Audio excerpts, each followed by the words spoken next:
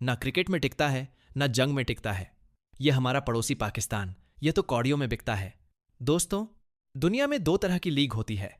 एक वो जहां खिलाड़ी खेलने के लिए मन्नतें मांगते हैं, नाम है आईपीएल। और दूसरी वो जहां से खिलाड़ी जान बचाकर भागने का बहाना ढूंढते हैं, जिसका नाम है पीएसएल। 2026 का साल पाकिस्तान क्रिकेट के लिए किसी कयामत से कम नहीं साबित हुआ। एक तरफ भारत में आईपीएल के 19वें सीजन का जश्न शुरू होने वाला है, वहीं दूसरी तरफ सरहद पार पीएसएल में शुरू होने से पहले ही वहां सन्नाटा पसर गया। भाई साहब, मजा आया। कहने को तो पाकिस्तान हमेशा कहता है कि उनकी लीग दुनिया की बेस्ट है, लेकिन हकीकत यह है कि खुद पाकिस्तान के बोर्ड मेंबर्स भी जानते हैं कि उनका यह सर्कस सिर्फ एक छोटे से धमाके की दूरी पर है। एक रॉकेट या बम का धमाका हुआ नहीं कि पीएसएल का शटर हमेशा के लिए बंद हो जाएगा। तो आज की क्राइसेट कनेक्शन में हम पर्दा उठाएंगे उस कड़वे सच से कि कैसे आईपीएल की एक दहाड़ ने पीएसएल की गीदड़ों को गुफा में छुपने पर मजबूर कर दिया। हेलो, हाय, नमस्कार। देख रहे हैं आप क्रिकेट कनेक्शन। तो शुरू करते हैं आज का पीएसएल पोस्टमार्टम। दोस्तों, 28 मार्च 2026 की वो तारीख है जब दुनिया के सबसे बड़े क्रिकेट मेले यानी का आगाज हुआ।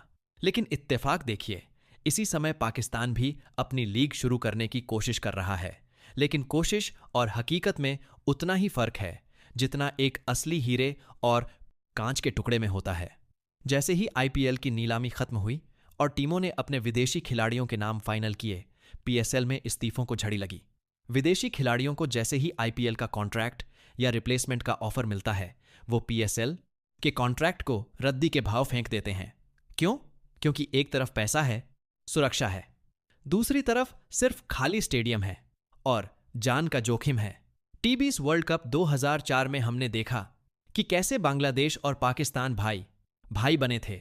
भारत की मेजबानी वाले टूर्नामेंट को बॉयकॉट करने की धमकियां दे रहे थे, लेकिन गुरु जब अपनी जान पर आती है ना, तो भाईचारा खिड़की से कूदकर भाग जाता है। बांग्लादेश के खेल मंत्री ने साफ बोल दिया कि अगर पीएसएल में सिक्योरिटी को लेकर 1% भी चिंता हुई तो मुस्तफिजुर रहमान और इरशाद हुसैन जैसे उनके 6 खिलाड़ी पाकिस्तान की फ्लाइट नहीं पकड़ेंगे। उन्होंने साफ साफ बोला है कि खिलाड़ियों की जान के साथ कोई समझौता नहीं होगा। अब पाकिस्तान के लिए यह धोखा है या बांग्लादेश की अकलमंदी, ये आप तय करिए। गजब बेइज्जती है। जब हम आईपीएल और पाकिस्तान के रिश्तों की बात करते हैं तो एक फ्रेंचाइजी का नाम सबसे ऊपर आता है, मुंबई इंडियंस। आईपीएल के 19 साल के इतिहास में मुंबई एकमात्र ऐसी टीम है जिसने कभी किसी भी हाल में किसी भी पाकिस्तानी खिलाड़ी को अपनी टीम में शामिल नहीं किया। 2008 के शुरुआती सीजन को याद कीजिए, जब दिल्ली में शोएब मलिक थे, राजस्थान में शोएब तनवीर जिन्होंने पर्पल कैप जीती थी, केकेआर में शोएब अख्तर थे, हैदराबाद में शाहिद अफरीदी थे। लेकिन नीता अंबानी की टीम मुंबई इंडियंस ने तब भी किसी पाकिस्तानी पर बोली नहीं लगाई थी।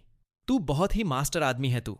मुंबई इंडियंस की टीम है आज पूरी दुनिया में ऐसे 20 द 100 मेजर लीग क्रिकेट, और हर जगह उन्होंने पाकिस्तानी खिलाड़ियों से परहेज किया। हालांकि यूएई की आईएलटीबीएस लीग में उन्होंने उस्मान खान को जरूर खरीदा है, लेकिन उसे छोड़कर मुंबई का रिकॉर्ड क्लीन है। यह दर्शाता है कि मुंबई ने बहुत पहले ही भांप लिया था कि इन खिलाड़ियों के साथ जुड़ना यानी कंट्रोवर्सी को न्योता देना। वैसे तो 2008 के बाद से किसी भी आईपीएल टीम में कोई पाकिस्तानी की एंट्री नहीं हुई है, क्योंकि 2011 के बाद से ही पाकिस्तानी खिलाड़ियों पर आईपीएल में बैन लग गया है और इसी बात से पाकिस्तान आज तक सफर कर रहा है। और तो और पाकिस्तान के ही पूर्व खिलाड़ी तनवीर अहमद ने एक ऐसा बयान दिया है जिससे पीसीबी चीफ मोसी नकवी को मिर्ची लग गई है। तनवीर ने कहा है कि अगर आज बीसीसीआई पाकिस्तानी खिलाड़ी को आईपीएल में आने की अनुमति दे दे तो मैं गारंटी देता हूं कि बाबर आजम, शाहीन अफरीदी और रिजवान जैसे खिलाड़ी पीएसएल का कॉन्ट्रैक्ट छोड़कर आईपीएल में शामिल होने के लिए दौड़ पड़ेंगे।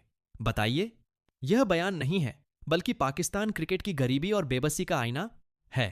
खिलाड़ी खुद वहां नहीं खेलना चाहते, बस मजबूरी में वफादारी का चोला ओढ़े हुए हैं। यह बड़ी अच्छी बात कही आपने। खिलाड़ी को पीएसएल छोड़कर जाते देख और विदेशी बोर्ड्स की धमकियों के बीच पीसीबी चीफ मोसी नबी ने लाहौर में इमरजेंसी मीटिंग बुलवाई। उन्होंने उन खिलाड़ियों के खिलाफ कड़ी कार्रवाई की धमकी दी है जो पीएसएल कॉन्ट्रैक्ट तोड़ रहे हैं। लिस्ट में कौन कौन है? Rahmanullah Gurbaz, Dasun Shanaka, Blessing Muzarabani, Tymal Mills, Spencer Johnson, और यह लिस्ट बढ़ती जा रही है। नकवी का कहना है कि वो इन खिलाड़ियों पर 1 साल का बैन लगाएंगे, जैसे पिछले साल कॉर्विन बॉश पर लगाया। लेकिन नकवी साहब आप बैन तो तब लगाएंगे ना जब कोई खिलाड़ी दोबारा आपके पास आना चाहेगा। जब उन्हें में करोड़ मिल रहे हैं तो वो आपके खाली स्टेडियमों और कराची लाहौर की बंद गलियों में क्यों आएंगे? बताइए। पीएसएल 2024 की सबसे बड़ी विडंबना देखिए। पीसीबी ने फैसला किया कि मैच केवल कराची और लाहौर में होंगे, और वो भी खाली स्टेडियमों में। क्रिकेट का क्या मतलब है अगर फैंस ही नहीं होंगे, बताइए। लेकिन सुरक्षा एजेंसियों ने हाथ खड़े कर दिए।